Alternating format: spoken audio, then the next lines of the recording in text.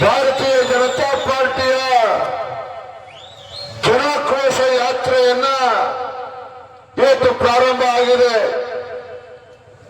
ನಿನ್ನೆ ಮೈಸೂರಿನಿಂದ ಪ್ರಾರಂಭ ಆಗಿರ್ತಕ್ಕಂಥ ಈ ಜನಾಕ್ರೋಶ ಯಾತ್ರೆ ರಾಜ್ಯದ ಈ ಜನವಿರೋಧಿ ಕಾಂಗ್ರೆಸ್ ಸರ್ಕಾರದ ವಿರುದ್ಧ ಈ ಜನಾಕ್ರೋಶ ಯಾತ್ರೆ ಮಂಡ್ಯಗೆ ಬಂದು ತಲುಪಿದೆ.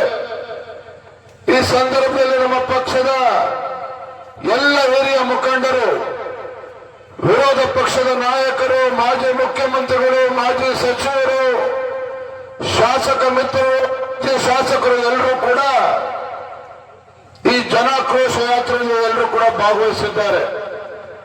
ಅದೇ ರೀತಿ ಮಂಡ್ಯ ಜಿಲ್ಲೆಯ ನಮ್ಮ ಮಾಜಿ ಸಚಿವರಾಗಿರ್ತಕ್ಕಂಥ ನಾರಾಯಣಗೌಡರು, ಭಾರತೀಯ ಜನತಾ ಪಾರ್ಟಿ ಅಧ್ಯಕ್ಷ ಆಗಿರ್ತಕ್ಕಂಥ ಇಂದ್ರೇಶ್ ಅವರು, ಮಾಜಿ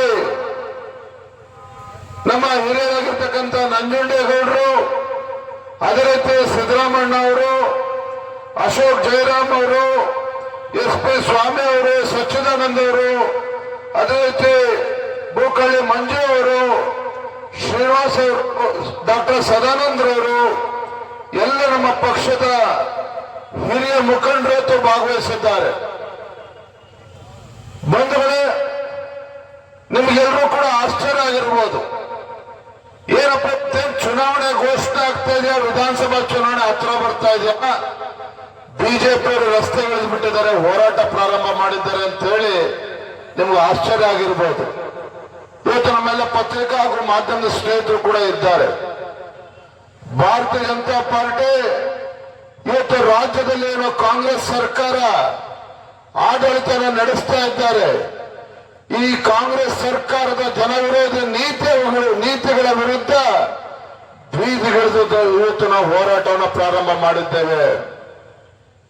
ಹಿಂದೆ ಚುನಾವಣೆ ಸಂದರ್ಭದಲ್ಲಿ ನಮಗೆ ಅಧಿಕಾರ ಕೊಡಿ, ರಾಜ್ಯದಲ್ಲಿ ಕಾಂಗ್ರೆಸ್ ಪಕ್ಷ ಮತ್ತೆ ಅಧಿಕಾರಕ್ಕೆ ಬರಬೇಕು, ನಾವು ಜನಪರ ಒಂದು ಆಡಳಿತನ ನೀಡ್ತೇವೆ ಅಂತ ಹೇಳಿ ರಾಜ್ಯದಲ್ಲಿ ಕಾಂಗ್ರೆಸ್ ಪಕ್ಷ ಅಧಿಕಾರಕ್ಕೆ ಬಂದಿದೆ. ವಿಧಾನಸಭಾ ಚುನಾವಣೆ ಸಂದರ್ಭದಲ್ಲಿ ನಮ್ಮ ನೀರು ನಮ್ಮ ಹಕ್ಕು, ನಮ್ಮ ನೀರು ನಮ್ಮ ಹಕ್ಕು ಅಂತೇಳಿ ಮೊಸಳೆ ಕಣ್ಣೀರನ್ನ ಸುರಿಸಿ ಪಾದಯಾತ್ರೆ ಮಾಡಿ ನಿಮ್ಮ ಓಟನ್ನ ಗಿಟ್ಟಿಸ್ಕೊಂಡು ಯಾವ ಮತದಾರರು ಓಟನ್ನ ಕೊಟ್ಟು ಅಧಿಕಾರಕ್ಕೆ ಬಂದಕ್ಕೆ ಕಾರಣ ಆಗಿರ್ತಕ್ಕಂಥ ಮತದಾರರಿಗೆ ಇವತ್ತು ಯಾವ ರೀತಿ ಹೇಳಿಕೆಗಳನ್ನ ಕೊಡ್ತಾ ಇದ್ದಾರೆ ಕಾಂಗ್ರೆಸ್ ಸರ್ಕಾರದವರು ಮಂತ್ರಿಗಳು ತಾವು ನೋಡ್ತಾ ಇದ್ದೀರಿ. ನಾವು ಅನ್ಕೊಂಡಿದ್ವಿ ರಾಜ್ಯದ ಜನರ ಭರವಸೆಯನ್ನ ಗೆದ್ದು ಅಧಿಕಾರಕ್ಕೆ ಬಂದಿರತಕ್ಕಂಥ ಕಾಂಗ್ರೆಸ್ ಸರ್ಕಾರ ರಾಜ್ಯದಲ್ಲಿ ರಾಮರಾಜ್ಯವನ್ನ ನಿರ್ಮಾಣ ಮಾಡ್ತಾರೆ, ರಾಜ್ಯದಲ್ಲಿ ಅಭಿವೃದ್ಧಿ ಕೆಲಸಗಳನ್ನ ಮಾಡ್ತಾರೆ, ನಾಡಿನ ರೈತರ ಕಣ್ಣೀರೋರ್ಸ್ತಕ್ಕಂಥ ಕೆಲಸವನ್ನ ಮಾಡ್ತಾರೆ. ಈ ರಾಜ್ಯದಲ್ಲಿರ್ತಕ್ಕಂಥ ಬಡವರು, ದೀನ ದಲಿತರು, ಪರಿಷ್ಠ ಜಾತಿ ಪರಿಷ್ಠ ಪಂಗಡದವರು, ಹಿಂದುಳಿದ ವರ್ಗಗಳಿಗೆ ಇವತ್ತು ನ್ಯಾಯ ಕೊಡ್ತಕ್ಕಂಥ ಕೆಲಸವನ್ನ ಮಾಡ್ತಾರೆ ಅಂತೇಳಿ ನಾವು ಭಾವಿಸಿದ್ವಿ. ಆದ್ರೆ ಅದು ಯಾವುದೇ ಕೆಲಸ ಮಾಡಲಿಲ್ಲ. ಯಾವ ಹಿಂದೆ ಸೇರಿಕೊಂಡು ರಾಜ್ಯದ ಆಡಳಿತ ಚುಕ್ಕಾಣಿಯನ್ನು ಹಿಡಿದಿರ್ತಕ್ಕಂಥ ರಾಜ್ಯದ ಮುಖ್ಯಮಂತ್ರಿಗಳು ಸಿದ್ದರಾಮಯ್ಯನವರು ರಾಜ್ಯದಲ್ಲಿ ಇವತ್ತು ಮುಖ್ಯಮಂತ್ರಿಗಳಾದ ನಂತರ ಎಲ್ಲ ಹಿಂದುಳಿದ ಸಮುದಾಯಗಳನ್ನ ಮರೆತರು, ರಾಜ್ಯದಲ್ಲಿ ಎಲ್ಲ ಹಿಂದುಳಿದ ಸಮಾಜಗಳನ್ನ ಮರೆತರು ಕಾಂಗ್ರೆಸ್ ಪಕ್ಷದವರು. ಇವತ್ತು ಅಲ್ಪಸಂಖ್ಯಾತರು ಮುಸಲ್ಮಾನರನ್ನ ಜಪ ಮಾಡಿಕೊಂಡು ರಾಜ್ಯದಲ್ಲಿರ್ತಕ್ಕಂಥ ಎಲ್ಲ ಹಿಂದುಳಿದ ಸಮಾಜಗಳನ್ನ ಸಂಪೂರ್ಣವಾಗಿ ಮರೆತಿದ್ದಾರೆ ರಾಜ್ಯದಲ್ಲಿರ್ತಕ್ಕಂಥ ಕಾಂಗ್ರೆಸ್ ಸರ್ಕಾರ, ಸಿದ್ದರಾಮಯ್ಯನವರು. ಆದ್ರೂ ಕೂಡ ಸಿದ್ದರಾಮಯ್ಯನವರು ಇವತ್ತು ಬೆಳಗ್ಗೆ ಒಂದು ಪ್ರಶ್ನೆ ಹಾಕಿದ್ದಾರೆ. ಏನ್ ಹೇಳ್ತಾರೆ ಸಿದ್ದರಾಮಯ್ಯನವರು? ಇವತ್ತು ಪೆಟ್ರೋಲ್ ಮತ್ತೆ ಡೀಸೆಲ್ ಮೇಲೆ 2 ರೂಪಾಯಿ ಜಾಸ್ತಿ ಮಾಡಿದ್ದಾರೆ. ಇವತ್ತು ಕೇಂದ್ರ ಸರ್ಕಾರಕ್ಕೆ ಇವತ್ತು ಕಪಾಳ ಮೋಕ್ಷ ಮಾಡಬೇಕು ಅಂತ ಹೇಳಿ ಒಬ್ಬ ದುರಂಕಾರಿ ಮುಖ್ಯಮಂತ್ರಿಗಳು ಹೇಳಿಕೆಯನ್ನು ಕೊಟ್ಟಿದ್ದಾರೆ. ನಾನಿವತ್ತು ಜನ ಕೊಟ್ಟು ಮಂಡ್ಯದಲ್ಲಿ ನಿಂತು ರಾಜ್ಯದ ಮುಖ್ಯಮಂತ್ರಿಗಳಿಗೆ ಒಂದು ಪ್ರಶ್ನೆ ಮಾಡೋದಕ್ಕೆ ಇಚ್ಛೆ ಪಡ್ತೇನೆ. ಮಾನ್ಯ ಸಿದ್ದರಾಮಯ್ಯನವರೇ, ಇವತ್ತು ಸರ್ಕಾರ ಬಂದು 20 ತಿಂಗಳಾಗಿದೆ. 50 ಅಗತ್ಯ ವಸ್ತುಗಳ ಬೆಲೆ ಏರಿಕೆನ ಮಾಡಿರ್ತಕ್ಕಂಥ ಸಿದ್ದರಾಮಯ್ಯನವರು ಕಪಾಳ ಮೋಕ್ಷ ಮಾಡಬೇಕು. ಇವತ್ತು ಕೇಂದ್ರದಲ್ಲಿ ಮತ್ತೊಮ್ಮೆ 3ನೇ ಬಾರಿಗೆ ಸರ್ಕಾರ ಬಂದು ಇವತ್ತು ಬಡವರಿಗೆ ಅನೇಕ ಯೋಜನೆಗಳನ್ನ ಕೊಟ್ಟು ಇವತ್ತು ಉಜ್ವಲ ಯೋಜನೆ ಹಿಡ್ಕೊಂಡು ಅನೇಕ ಜನಪರ ಯೋಜನೆಯನ್ನು ತಂದಿರತಕ್ಕಂತ ನಮ್ಮ ಹೆಮ್ಮೆ ಪ್ರಧಾನಮಂತ್ರಿ ನರೇಂದ್ರ ಮೋದಿಜಿ ಕೇಂದ್ರ ಸರ್ಕಾರ ಕಪಾಳ ಮೋಕ್ಷ ಕೊಡಬೇಕು. ಇದೊತ್ತು ರಾಜ್ಯ ಜನ ಕೇಳ್ತಾ ಇದ್ದಾರೆ. ಬಂಧುಗಳೇ, ನಾಚಿಕೆ ಆಗ್ಬೇಕಿತ್ತು.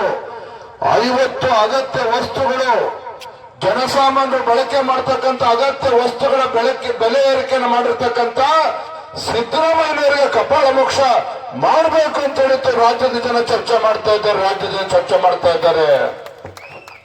ಬಂಧುಗಳೇ, ಎಂತ ದರಿದ್ರ ಸರ್ಕಾರ ಇತ್ತು ರಾಜ್ಯದಲ್ಲಿ ಇದೆ ಅಂತ ಹೇಳಿದ್ರೆ, ಯಡಿಯೂರಪ್ಪ ಅವರು ರಾಜ್ಯದ ಮುಖ್ಯಮಂತ್ರಿಗಳಿದ್ದಾಗ ರೈತರ ಪಂಪ್ ಸೆಟ್ಗಳಿಗೆ ಉಚಿತ ವಿದ್ಯುತ್ ಅನ್ನ ಕೊಟ್ಟು ರೈತರಿಗೆ ಪ್ರತ್ಯೇಕ ಬಜೆಟ್ ಅನ್ನ ಮಂಡನೆ ಮಾಡಿದ್ರು. ಆದ್ರೆ ಇವತ್ತು ಸಿದ್ದರಾಮಯ್ಯ ಸರ್ಕಾರ ಆ ರೈತ ಇವತ್ತು ತನ್ನ ಪಂಪ್ ಸೆಟ್ಗಳಿಗೆ ವಿದ್ಯುತ್ 7 ತಾಸು ವಿದ್ಯುತ್ ಅನ್ನು ಕೂಡ ಕೊಡಕ್ ಸಾಧ್ಯ ಆಗ್ತಿಲ್ಲ ಕಾಂಗ್ರೆಸ್ ಸರ್ಕಾರಕ್ಕೆ. ರೈತ ಪಾಪ ರಾತ್ರಿ 12 ಗಂಟೆಗೆ ಹೊಲಕ್ಕೆ ಹೋಗ್ಬೇಕು, ವಿದ್ಯುತ್ ಕಣ್ಣ ಮುಚ್ಚಾಲೆ. ರೈತ ತನ್ನ ಬೆಳೆದು ನಿಂತಿರ್ತಕ್ಕಂತ ಆ ಬೆಳೆಗೆ ಇವತ್ತು ವಿದ್ಯುತ್ ಇದ್ರೆ ನೀರನ್ನ ಹಾಯಿಸ್ಕೋಬಹುದು. ರಾತ್ರಿ 12 ಗಂಟೆಗೆ, ರಾತ್ರಿ 2 ಗಂಟೆಗೆ ಬಕಪಕ್ಷಿ ತರ ಹೋಗಿ ತನ್ನ ಹೊಲದಲ್ಲಿ ನಿಂತ್ಕೊಂಡು ಕರೆಂಟ್ ಬರುತ್ತೋ ಬರಲ್ವೋ ವಿದ್ಯುತ್ ಸಂಪರ್ಕ ಸಿಕ್ಕರೆ ಅವಾಗ ಪಂಪ್ ಸೆಟ್ ಆನ್ ಮಾಡಿ ನೀರನ್ನ ಹೊಡ್ಕೋಬೇಕು. ಅಂತ ಒಂದು ಪರಿಸ್ಥಿತಿಗೆ ಈ ನಾಡಿನ ರೈತರನ್ನ ತಂದಿಟ್ಟಿದ್ದಾರೆ ಸಿದ್ದರಾಮಯ್ಯನವರು. ಅಂತ ದುಸ್ಥಿತಿಗೆ ರೈತರನ್ನ ತಂದಿಟ್ಟಿದ್ದಾರೆ ಇವತ್ತು ಸಿದ್ದರಾಮಯ್ಯನವರು. ಎಲ್ಲ ಬೆಲೆ ಏರಿಕೆ ಬಗ್ಗೆ ಎಲ್ಲರೂ ಕೂಡ ಮಾತನಾಡಿದ್ದಾರೆ. ಇವತ್ತು ನನಗೆ ನಿಜವಾಗ್ಲೂ ಕೂಡ ಕಾಂಗ್ರೆಸ್ ಸರ್ಕಾರದ ವಿರುದ್ಧ ಮೈ ಉರಿತಾ ಇರ್ತಕ್ಕಂಥದ್ದು. ಮೊನ್ನೆ ವಿಧಾನಸೌಧದಲ್ಲಿ ಒಂದು ಹೊಸ ಬಿಲ್ ಪಾಸ್ ಮಾಡಿದ್ದಾರೆ. ಸರ್ಕಾರಿ ಕಾಮಗಾರಿಗಳಲ್ಲಿ ಮುಸಲ್ಮಾನರಿಗೆ 4% ರಿಸರ್ವೇಶನ್ ಅನ್ನ ಕೊಟ್ಟಿದ್ದಾರೆ. 4% ರಿಸರ್ವೇಶನ್ ಅನ್ನ ಕೊಟ್ಟಿದ್ದಾರೆ. ಯಾಕೆ ನಮ್ಮ ಹಿಂದೂಗಳಲ್ಲಿ ಕಾಂಟ್ರಾಕ್ಟರ್ಗಳು ಇಲ್ವಾಗಾದ್ರೆ ಅವ್ರಿಗೆ ಯಾಕೆ ನೀಡ್ತಾ ಇಲ್ಲ? ಮುಸಲ್ಮಾನರು ಇವತ್ತು ಅಲ್ಲಿರ್ತಕ್ಕಂಥ ಯುವಕರು ಯುವತಿಯರು ಹೊರದೇಶಕ್ಕೆ ವಿದ್ಯಾಭ್ಯಾಸ ಮಾಡಬೇಕು ಅಂತ ಹೇಳಿದ್ರೆ 20 ಲಕ್ಷ ರೂಪಾಯಿ ಕೊಡ್ತಾ ಇದ್ದಂತ ಸರ್ಕಾರ ಯೋಜನೆ 30 ಲಕ್ಷ ರೂಪಾಯಿ ಏರಿಸಿದ್ದಾರೆ. ಹಿಂದೂ ಮಕ್ಕಳಿಗೆ ವಿದ್ಯಾರ್ಥಿನಿಯರಿಗೆ ದುಡ್ಡಿಲ್ಲ. ಮುಸಲ್ಮಾನರು ಮಕ್ಕಳಿಗೆ ಮಾತ್ರ 20 ಲಕ್ಷ ಇರೋದನ್ನ 30 ಲಕ್ಷ ಏರಿಸಿದ್ದಾರೆ. ಯಾಕೆ? ಸಿದ್ದರಾಮಯ್ಯನವರೇ ಇವತ್ತು ರಾಜ್ಯದಲ್ಲಿ ಅಧಿಕಾರ ನಡೆಸ್ತಾ ಇದ್ದಾರೆ, ಮುಖ್ಯಮಂತ್ರಿ ಕುರ್ಚಿಯಲ್ಲಿ ಕೂತಿದ್ದೀರಲ್ಲ, ಅದಕ್ಕೆ ಹಿಂದೂಗಳು ಯಾರು ಓಟ್ ಕೊಟ್ಟಿಲ್ವ ನಿಮಗೆ? ಬರೀ ಮುಸಲ್ಮಾನರ ಓಟಿಂದ ಇವತ್ತು ಬಂದಿದ್ದಾರೆ ಅಧಿಕಾರಕ್ಕಾಗದ್ರೆ. ಇದೇ ಪಕ್ಕದ ನಾಗಮಂಗಲದಲ್ಲಿ ಅಟ್ಟಹಾಸದಿಂದ ಮೆರೆದ್ರು, ಹಿಂದೂಗಳ ಅಂಗಡಿಗೆ ನುಗ್ಗಿ ಬೆಂಕಿ ಹಚ್ಚಿದ್ರು, ಅವ್ರಿಗೆ ಜೈಲಿಗೆ ಕಳಿಸ್ತಕ್ಕಂಥ ಕೆಲಸ ಈ ಯೋಗ್ಯತೆ ಕಾಂಗ್ರೆಸ್ ಸರ್ಕಾರಕ್ಕೆ ಮಾಡೋದಕ್ಕೆ ಸಾಧ್ಯ ಆಗ್ಲಿಲ್ಲ. ಕೇವಲ ಮುಸಲ್ಮಾನರು ಜಪ ಮಾಡಿಕೊಂಡು ಇವತ್ತು ರಾಜ್ಯದಲ್ಲಿ ಬೆಂಕಿ ಎತ್ತಕ್ಕಂಥ ಕೆಲಸ ಮಾಡ್ತಾ ಇದ್ದಾರೆ ಅಂತ ಹೇಳಿದ್ರೆ ಕಾಂಗ್ರೆಸ್ ಸರ್ಕಾರ ಮಾಡ್ತಾ ಇದೆ. ಹಿಂದೆ ಕೇಳ್ತಾ ಇದ್ವಿ ನಾವು ಇತಿಹಾಸದಲ್ಲಿ. ಹಿಂದೆ ಮಹಾರಾಜರ ಕಾಲದಲ್ಲಿ ಕನ್ನಂಬಾಡಿಯನ್ನ ಕಟ್ತಕ್ಕಂತ ಸಂದರ್ಭದಲ್ಲಿ ಹಣಕಾಸಿನ ಮುಗ್ಗಟ್ಟು ಉಂಟಾದಾಗ ಮಹಾರಾಣಿಯವರು ಬಾಂಬೆಗೆ ಹೋಗಿ ಒಡವೆಗಳನ್ನ ಅಡ ಇಟ್ಟು ಕನ್ನಂಬಾಡಿ ಕಟ್ಟೋದಕ್ಕೆ ಹಣವನ್ನ ತಂದಿದ್ರು ಅಂತ ಕೇಳಿದ್ವಿ ತಾನೆ. ಇವತ್ತು ಕಾಂಗ್ರೆಸ್ ಸರ್ಕಾರ ಬಂದ್ಮೇಲೆ, ಸಿದ್ದರಾಮಯ್ಯನವರು ಮುಖ್ಯಮಂತ್ರಿ ಆದ್ಮೇಲೆ, ರಾಜ್ಯದಲ್ಲಿ ಕಾಂಗ್ರೆಸ್ ಸರ್ಕಾರ ಅಧಿಕಾರಕ್ಕೆ ಬಂದ್ಮೇಲೆ ಕನ್ನಂಬಾಡಿ ಕಟ್ಟೋದು ಬೇಡ, ಇರ್ತಕ್ಕಂಥ ಕಾಲುವೆಗಳನ್ನ ರಿಪೇರಿ ಮಾಡಕ್ಕೆ ದುಡ್ಡು ಕೊಟ್ಟು ಆ ಕಾಲುವೆ ರಿಪೇರಿ ಆಗ್ಲಿಲ್ಲ. ಕಾಂಗ್ರೆಸ್ ಪುಡಾರಿಗಳು, ಅವ್ರ ಮುಖಂಡರುಗಳು ಮನೆ ಕಟ್ಕೊಂಡ್ರು, ಸ್ವಂತಕ್ಕೆ ಹೆಂಡತಿ ಮಕ್ಕಳಿಗೋಸ್ಕರ ಮನೆ ಕಟ್ಕೊಂಡ್ರು. ಕಾಲುವೆ ರಿಪೇರಿ ಕೆಲಸ ಸರಿಯಾಗಿ ಮಾಡೋದಕ್ಕೆ ಯೋಗ್ಯತೆ ಕಾಂಗ್ರೆಸ್ ಸರ್ಕಾರದ ಮಾಡೋದಕ್ಕೆ ಆಗ್ಲಿಲ್ಲ. ಇಂಥ ಒಂದು ದರಿದ್ರ ಸರ್ಕಾರ ಇವತ್ತು ರಾಜ್ಯದಲ್ಲಿ ಇರ್ತಕ್ಕಂಥದ್ದು.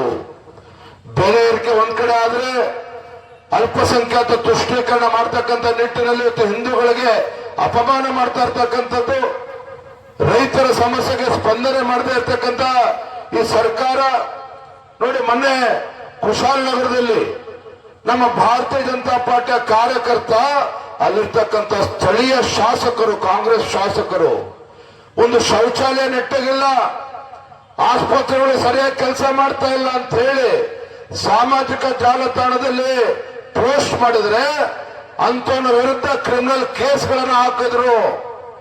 ನಾವು ಹೈಕೋರ್ಟ್ ಹೋಗಿ ಸ್ಟೇ ತಂದು ಬೇಲ್ ಎಲ್ಲ ಕೊಟ್ಟರೆ ಅದ್ರ ಮೇಲೂ ಕೂಡ ಪೊಲೀಸ್ಗಳನ್ನ ಕಳಿಸಿ ಅಲ್ಲಿ ಅವರ ಗುಂಡಾವರ್ತನೆ ಮಾಡ್ತಿರ್ತಕ್ಕಂಥದ್ರ ಪರಿಣಾಮ ನಮ್ಮ ಪಾಪ ಪ್ರಾಮಾಣಿಕ ಒಬ್ಬ ಭಾರತೀಯ ಜನತಾ ಪಾರ್ಟಿಯ ಕಾರ್ಯಕರ್ತ ಇವತ್ತು ಆತ್ಮಹತ್ಯೆ ಮಾಡ್ಕೊಳ್ತಕ್ಕಂಥ ಕೆಲಸ ಇವತ್ತು ಕಾಂಗ್ರೆಸ್ ಸರ್ಕಾರದವ್ರು ಮಾಡ್ತಾ ಇದ್ದಾರೆ. ಇವರು ಯೋಗ್ಯತೆಗೆ ಅಭಿವೃದ್ಧಿ ಕೆಲಸ ಮಾಡೋದಕ್ಕೆ ಸಾಧ್ಯ ಆಗ್ತಾ ಇಲ್ಲ. ಇವತ್ತು ಹಿಂದೆ ಬಿಜೆಪಿ ಸರ್ಕಾರ ಇದ್ದಾಗ ಇದೇ ಶುಗರ್ ಫ್ಯಾಕ್ಟರಿ ಅದಕ್ಕೆ 100 ಕೋಟಿ ಅನುದಾನ ಕೊಟ್ಟರೆ ಯೋಗ್ಯತೆ ಇವ್ರಿಗೇನು ಕೂಡ ಕೊಡೋದಕ್ಕೆ ಸಾಧ್ಯ ಆಗಲಿಲ್ಲ. ನಾರಾಯಣಗೌಡರು ಇಲ್ಲೇ ಇದ್ದಾರೆ. ಹಿಂದೆ ಯಡಿಯೂರಪ್ಪ ಅವರು ಮುಖ್ಯಮಂತ್ರಿಗಳಿದ್ದಾಗ ಬಿಜೆಪಿ ಸರ್ಕಾರ ಇದ್ದಾಗ 1000 ಕೋಟಿ ಅನುದಾನವನ್ನು ಇವತ್ತು ಮಂಡ್ಯ ಜಿಲ್ಲೆಗೆ ತಂದಿದ್ದೇವೆ, ಕೇರ್ಪೇಟೆಗೆ ತಂದಿದ್ದೇವೆ. ಇವತ್ತು ಎಲ್ಲಾ ಸ್ಥಾನಗಳಲ್ಲಿ ಇವತ್ತು ಶಾಸಕರಿದ್ದಾರೆ, ಆದ್ರೆ ಅಭಿವೃದ್ಧಿಗೆ ಹಣ ಕೊಡೋದಕ್ಕೆ ಸಾಧ್ಯ ಆಗ್ತಾ ಇಲ್ಲ. ರಾಜ್ಯದ ಹಣಕಾಸಿನ ಪರಿಸ್ಥಿತಿ ಎಲ್ಲಿಗೆ ಬಂದು ಮುಟ್ಟಿದೆ ಅಂತ ಹೇಳಿದ್ರೆ 1ನೇ ತಾರೀಕು ಆದ್ರೆ ಎಲ್ಲ ಪೊಲೀಸ್ ಇಲಾಖೆಯಲ್ಲಿರ್ತಕ್ಕಂಥ ಎಲ್ಲರೂ ಕೂಡ ಸಂಬಳ ಆಗ್ತದೆ. 7ನೇ ತಾರೀಕು ಆದ್ರೂ ಸಹ ಪೊಲೀಸ್ ಇವತ್ತು ಅವರಿಗೆ ಸಂಬಳ ಕೊಡೋದಕ್ಕೆ ಆಗ್ತಲ್ಲ ಅಂತ ದರಿದ್ರ ಸರ್ಕಾರ ಇವತ್ತು ರಾಜ್ಯದಲ್ಲಿದೆ. ಶಿಕ್ಷಕರಿಗೆ ಸಂಬಳ ಕೊಡೋದಕ್ಕೆ ಸಾಧ್ಯ ಆಗ್ತಾ ಇಲ್ಲ, ಸರ್ಕಾರಿ ನೌಕರಿಗೆ ಸಂಬಳ ಕೊಡೋದಕ್ಕೆ ಸಾಧ್ಯ ಆಗ್ತಾ ಇಲ್ಲ. ಇಂಥ ಒಂದು ದರಿದ್ರ ಸರ್ಕಾರ ಇವತ್ತು ರಾಜ್ಯದಲ್ಲಿ ಏನಿದೆ, ಬೆಲೆ ಏರಿಕೆ ಸರ್ಕಾರದ ವಿರುದ್ಧ ಇವತ್ತು ಭಾರತೀಯ ಜನತಾ ಪಾರ್ಟಿ ಜನಾಕ್ರೋಶ ಯಾತ್ರೆಯನ್ನು ಮಾಡ್ತಾ ಇದೆ. ಅದು ಚುನಾವಣೆ ಹತ್ರ ಬಂದಿದೆ ಅಂತ ಇಲ್ಲ. ವಿರೋಧ ಪಕ್ಷವಾಗಿ ನಮ್ಮ ಜವಾಬ್ದಾರಿ ಇದೆ. ರಾಜ್ಯದಲ್ಲಿ ಜನರ ಮೇಲೆ ಬರೆ ಎಳಿತಕ್ಕಂಥ ಸರ್ಕಾರದ ವಿರುದ್ಧ ಬೀದಿಗಿಳಿದು ಹೋರಾಟ ಮಾಡತಕ್ಕಂಥ ನಮ್ಮ ಕರ್ತವ್ಯ ಇದೆ. ಇಂಥ ಭ್ರಷ್ಟ ಜನ ವಿರೋಧಿ, ರೈತ ವಿರೋಧಿ, ಹಿಂದೂ ವಿರೋಧಿ ಕಾಂಗ್ರೆಸ್ ಸರ್ಕಾರಕ್ಕೆ ತಕ್ಕ ಪಾಠವನ್ನ ಕಲಿಸಬೇಕು, ಜನಜಾಗೃತಿಯನ್ನು ಮೂಡಿಸಬೇಕು ಅಂತ ಹೇಳಿ ನಿನ್ನೆಯಿಂದ ನಮ್ಮ ಹೋರಾಟ ಪ್ರಾರಂಭ ಆಗಿ ಮಂಡ್ಯ ಆಗಿ ಬಂದಿದೆ. ಮಧ್ಯಾಹ್ನದ ಮೇಲೆ ಹಾಸನಕ್ಕೆ ಹೋಗ್ತಾ ಇದ್ವಿ ಆತ್ಮೀಯ ಕಾರ್ಯಕರ್ತ ಬಂಧುಗಳೇ.